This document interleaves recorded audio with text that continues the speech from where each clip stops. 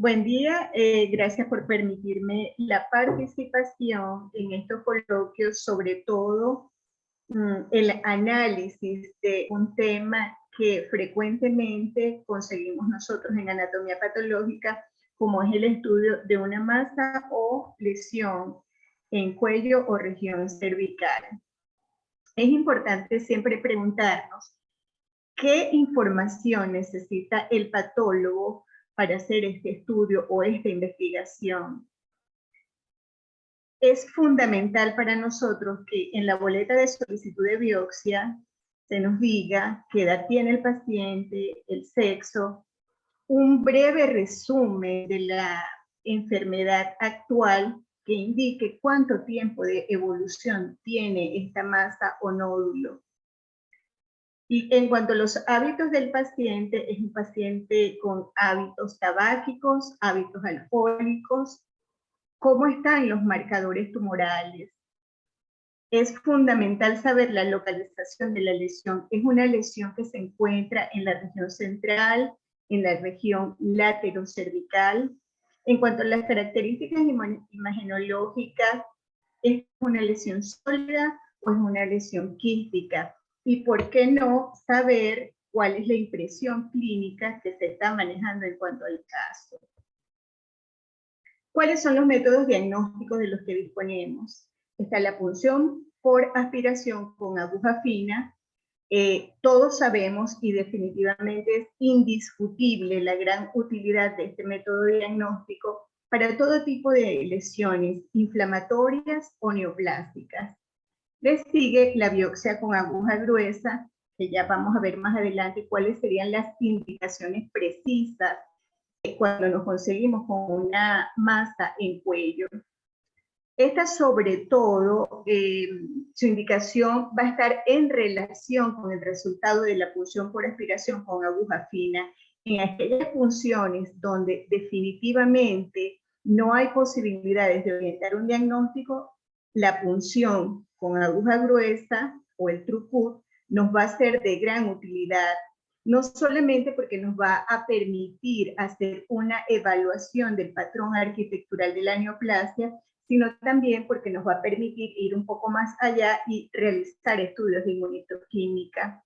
Posteriormente, la biopsia incisional o excisional con el estudio definitivo de la pieza, el diagnóstico por corte congelado, que definitivamente es fundamental y que va a determinar una conducta quirúrgica.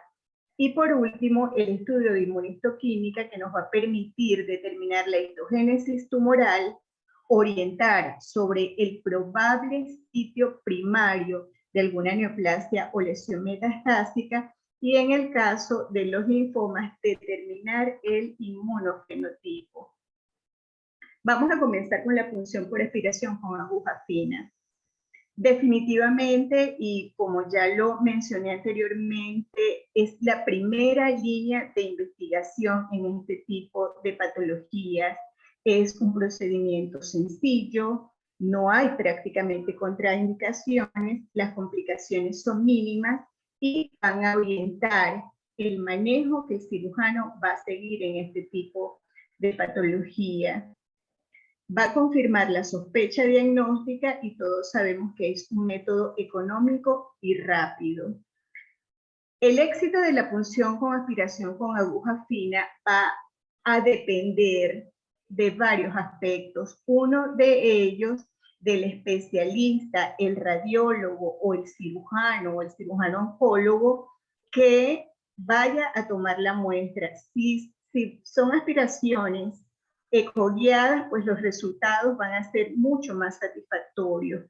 Lo ideal sería tener la asistencia de un citopatólogo o de un patólogo en el momento en que se realice este procedimiento, porque nosotros vamos a determinar en ese momento si la celularidad que estamos observando es la adecuada o no para hacer un diagnóstico. Esto va a permitir acortar los tiempos del diagnóstico. Parece un procedimiento sencillo, pero hay algunos aspectos que en oportunidades se nos escapan. en cómo debe ser la preparación de estas funciones. Esto va a depender un poco de qué tipo de lesión estamos consiguiendo. En los casos de lesiones sólidas, lo ideal es hacer unos extendidos. Fíjense aquí cómo lo demostramos en esta fotografía. Se aplica, se coloca el bisel sobre el portaobjeto, se toma otra lámina y se realiza un extendido bastante fino y delicado de esa muestra. Fíjense que este extendido siempre tiene que ser un procedimiento bastante suave y que el frotis quede lo más fino y lo más uniforme posible. No vamos a poder hacer diagnóstico en aquellos extendidos que vienen con muchísimo material y sobre todo con muchísimo material hemático. Una vez que se hace este extendido, tenemos que evitar que esta muestra se seque. ¿Cómo lo hacemos? Se puede colocar estas láminas, se pueden sumergir en alcohol y de esa manera las vamos a fijar, o colocarles el spray o el Citofix por la superficie con una distancia adecuada de manera que este extendido que este material no salga más allá de las láminas. En el caso de que durante esa colocación del material sobre el portaobjeto logremos ver macroscópicamente algún tipo de partícula o algún coágulo, lo ideal es no triturarlo, sino que con cuidado lo vamos a sumergir en otro envase con formol, porque esto nos puede ayudar a posteriormente a realizar un bloque celular o incluso realizar una biopsia de ese microfragmento. En el caso de lesiones quísticas, lo que particularmente recomiendo, una vez que se hace la aspiración de esa lesión quística y que se obtiene un fluido, hacer posteriormente aspirar un poco de formol para preservar el tejido, identificar la inyectadora o el envase donde lo vayan a enviar, y esto nos permite a nosotros realizar bloques celulares. Con el bloque celular podemos observar muchísimo más material, incluso un patrón histológico de esta lesión, y posteriormente podemos realizar estudios de inmunohistoquímica en aquellos casos que se requieran. En cuanto a los sistemas diagnósticos que utilizamos, va a depender si estamos ante la presencia de una lesión de glándula salival o una lesión de tiroides.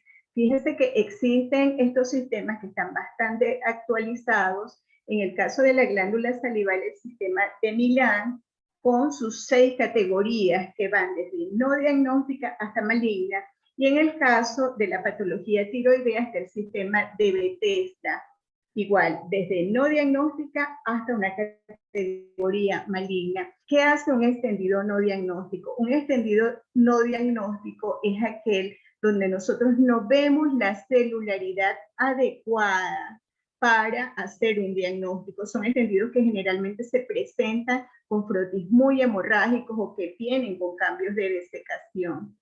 En ese caso son citologías no diagnósticas o limitadas para evaluación.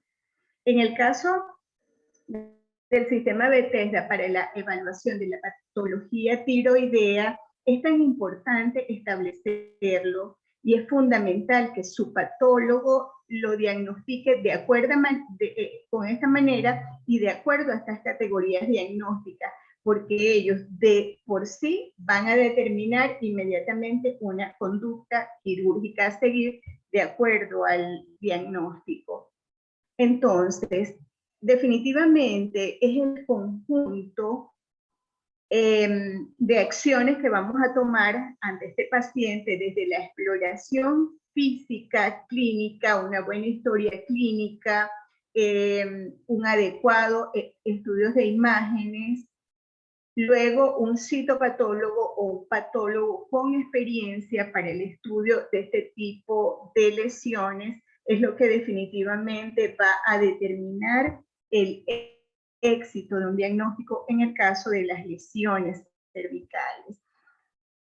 Como buena patólogo siempre voy a necesitar las imágenes. Aquí tenemos, en el caso de las glándulas salivales, tumores que con mayor frecuencia nos conseguimos, que es el adenoma pleomórfico. El adenoma pleomórfico, desde el punto de vista citopatológico, es una lesión trifásica. Fíjense que una de las características fundamentales es la presencia de estos cúmulos o grupos celulares, en este caso bastante basofílicos, y un estroma más bien rosado, un tanto mixoide. Es lo que hace el diagnóstico de un adenoma pleomórfico. En el caso de la citopatología tiroidea, el número adecuado de células foliculares, células que estamos observando aquí son células foliculares que están dispuestas en monocapa y con formación ocasional de estructuras foliculares. Esto es una categoría benigna. Otra de las lesiones que con mayor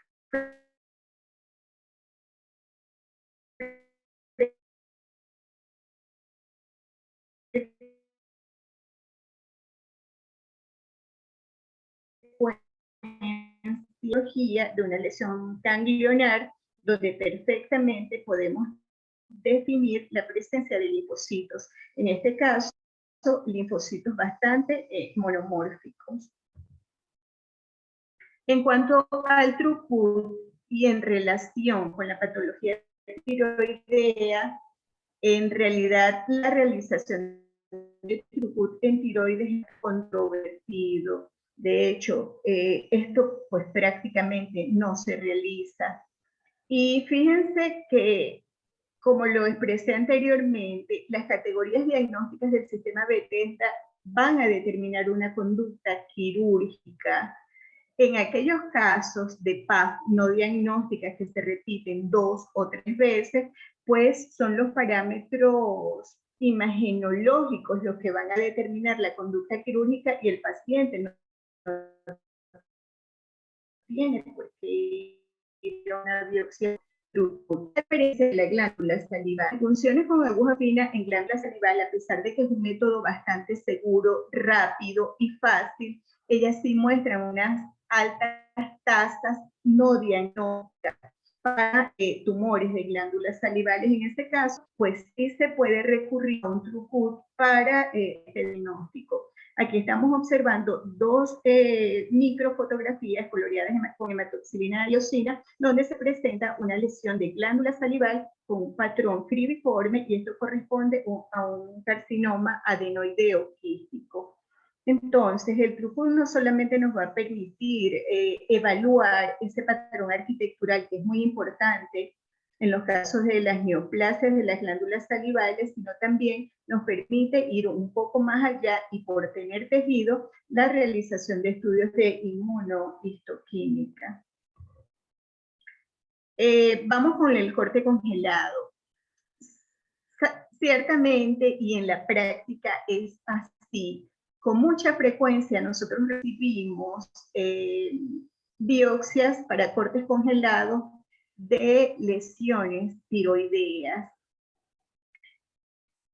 La realización del corte congelado para neoplasias de tiroides va a depender según la aspiración o según el resultado que nos aporte la punción con aguja fina. Por ejemplo, en aquellos casos que la punción con aguja fina diagnostica que es maligno, que es un carcinoma papilar, en realidad esto no tiene indicación de corte congelado porque ya tienen el diagnóstico. O sea, el corte congelado no les va a hacer cambiar una conducta. En aquellas lesiones cuya PAF reporte una lesión folicular o una neoplasia folicular, el valor del corte congelado es muy, muy limitado. Casi siempre son cortes congelados que se difieren para el estudio definitivo. Vamos a ver por qué. Aquí nosotros tenemos en este diagrama una neoplasia folicular. Esto que estamos viendo aquí de color verde es la cápsula de esta lesión folicular. Para nosotros poder determinar que esto es un carcinoma y no un adenoma, fíjense ustedes que tenemos que ver la transgresión total por parte del tumor hacia la cápsula. Es lo único que nos va a permitir, aparte de la invasión vasculolinfática, determinar que esto es un carcinoma folicular y no un adenoma folicular. Y esto definitivamente no lo podemos hacer en los cortes congelados. En realidad, la utilidad del corte congelado es sobre todo para aquellas categorías 5, aquellas lesiones que son sospechosas de carcinoma. Aquí sí es útil el corte congelado porque les va a permitir confirmar o negar ese diagnóstico que se realizó en la punción con aguja fina. Entonces, definitivamente, cuando vamos a un corte congelado de tiroides, aquí tenemos las categorías diagnósticas. Si simplemente se nos está presentando como una neoplasia papilar o invasiva, pues lo reportamos que es positivo para malignidad y que es un carcinoma, casi siempre carcinoma papilar. Si nosotros lo que estamos observando es una lesión folicular que no tiene mucha celularidad y que se presenta con folículos grandes, esto es benigno y probablemente es o una hiperplasia multinodular o un adenoma folicular o un adenoma macrofolicular. Y en el caso de las lesiones foliculares encapsuladas, como esta que les acabo de explicar aquí, lo ideal, doctores, es aplazar el diagnóstico, ir para un diagnóstico definitivo que nos permita hacer la evaluación completa de la cápsula. En cuanto al corte congelado y los tumores de glándula salival, la literatura dice que las indicaciones del corte congelado, uno, es aclarar el diagnóstico que se hacen las funciones con aguja fina, dos, verificar los márgenes operatorios y tres, determinar si hay afectación nerviosa o no. Cuando nosotros hablamos de corte congelado, una de las cosas que los cirujanos deben considerarse o deben preguntarse, lo que me está diagnosticando el patólogo va a ser que cambie mi conducta. ¿Qué pasa? Si tenemos una lesión en glándula salival cuya citología no fue muy clara para el diagnóstico, que no fue a una biopsia por Throughput y no pudimos determinar si es un tumor benigno o es un tumor maligno, y vamos a un corte congelado, el hecho de reportar benigno o maligno va a modificar su conducta. En muchos casos, el cirujano está simplemente en la obligación de resecar totalmente el tumor. En cuanto a verificar los márgenes operatorios, el patólogo, si es de ayuda, en estos casos es fundamental observar que no haya compromiso de los márgenes.